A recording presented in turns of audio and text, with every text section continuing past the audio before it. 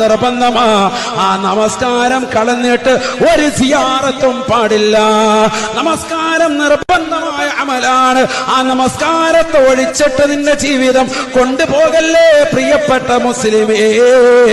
സിയാറത്ത് സുന്നത്താണ്, നമസ്കാരം ഫർദ് ഐനാണ്.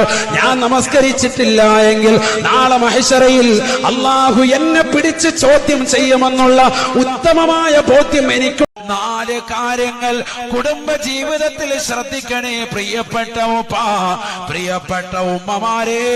4 കാര്യങ്ങൾ ഗൗരവമായി ശ്രദ്ധിക്കണേ. ഖുർആൻ അടിവരയിട്ടുകൊണ്ട് ഓർമ്മപ്പെടുത്തുകയാണ്, ഫത്തഖുല്ലാഹ മസ്തതഅതും. കഴിവാകുന്നിടത്തോളം നിങ്ങൾ ദീനനുസരിച്ചുകൊണ്ട് ജീവിക്കണേ. തീർന്നില്ല. വസ്മഊ, നിങ്ങൾ ഖുർആൻ കേൾക്കുന്നവരാകണേ. വഅതിയൂ, മുതിർന്നവരെ ബഹുമാനിക്കണേ, അവരെ അനുസരിക്കണേ. പ്രായം ചെന്നവര് പറയുന്ന കാര്യങ്ങൾ മുഖവിലേക്കെടുക്കണേ. തീർന്നില്ല.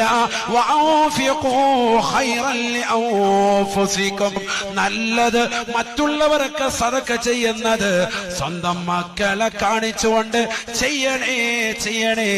നാളെ നിങ്ങൾ പ്രായമെത്തുമ്പോ നിങ്ങൾക്ക് ചെലവഴിക്കുന്ന കലാലയങ്ങൾ തുറക്കുകയാണ്, കോളേജുകൾ നേരത്തെ തുറന്നിട്ടിരിക്കുകയാണ്. നമ്മുടെ മക്കൾ പോകുമ്പോൾ അവൾ എവിടെയാണ് പോകുന്നത്, എത്ര മണിക്കാണ് പോയിട്ടുള്ളത്, എത്ര മണിക്കാണ് തിരിച്ചു വരുന്നത്, താമസിച്ചത് എന്തുകൊണ്ടാണ്, എവിടെയാണ് ട്യൂഷന് പോകുന്നത്, എവിടെയാണ് മദ്രസയിൽ പോകുന്നത്, എത്രാം ക്ലാസ്സിലാണ് പഠിക്കുന്നത്, ഏത് ടീച്ചറാണ് അവരുടെ പ്രധാന അധ്യാപക, ഏതാണ് അവരുടെ പ്രത്യേകമായിട്ടുള്ള ക്ലാസ്, ഇതൊക്കെ വ്യക്തമായി പഠിച്ചിരിക്കണേ പ്രിയപ്പെട്ട ഉമ്മ. അറിയാതെ പോകരുത്. കാരണം കാലം വളരെ മുസീബത്താണ്.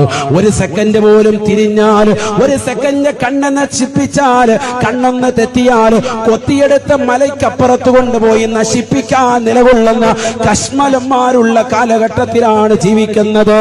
അല്ലാഹുവേ, പടച്ച റബ്ബേ, ഞങ്ങളുടെ മക്കളെ നീ കാക്കണേ അല്ലാ.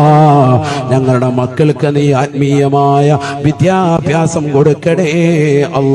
നബിയനാ റസൂലുള്ളാഹി സ്വല്ലല്ലാഹു അലൈഹി വസല്ലമ തങ്ങൾ സ്വഹാബത്തിനോട് ഓർമ്മപ്പെടുത്തുകയാണ്, സ്വഹാബ പരിശുദ്ധമായ ഇസ്ലാമിൽ ഏറ്റവും സ്ഥാനമുള്ളതായ ദിവസങ്ങളാണ്.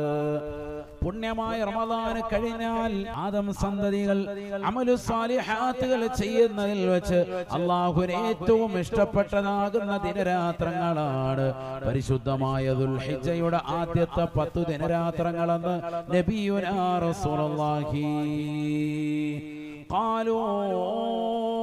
ഉടനെ സ്വഹാബത്ത് അല്ലാഹുവിന്റെ റസൂലിനോട് സംശയം ചോദിക്കുകയാണ്, അല്ലാഹുവിന്റെ മാർഗത്തിൽ ധർമ്മസമരത്തിൽ പങ്കെടുക്കുന്നതിനേക്കാൾ ശ്രേഷ്ഠതയുണ്ടോ റസൂലേ?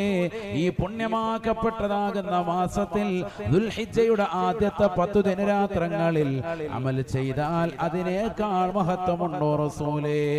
അല്ലാഹുവിന്റെ റസൂൽ സ്വഹാബത്തിന് പറഞ്ഞു കൊടുക്കുക.